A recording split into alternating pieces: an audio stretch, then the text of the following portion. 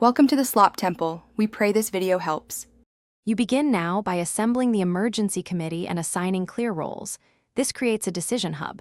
Next, collect floor plans, class rosters, special needs records, and create a consolidated incident folder so information is reachable during stress.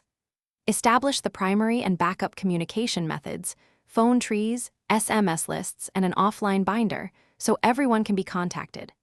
Once these basics are set, schedule the first planning meeting and set deadlines for the next actions.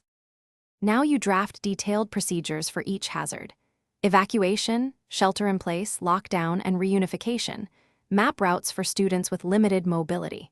Assign staging areas, pickup points, and supply caches, and list quantities and storage locations so staff can retrieve items quickly. Develop a clear notification flow that names who contacts staff, who calls parents, and when to involve emergency services. This prevents confusion during incidents. Make sure to integrate training schedules so staff can practice these procedures.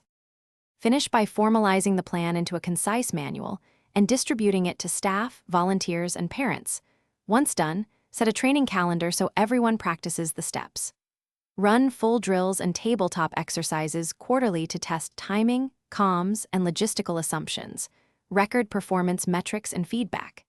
If drills reveal failures, use the after-action form to pinpoint root causes and implement corrections within 14 days. One troubleshooting tip: if communications fail, switch immediately to the pre-assigned offline contact chain to maintain coordination. Thanks for watching. Consider subscribing if we helped you.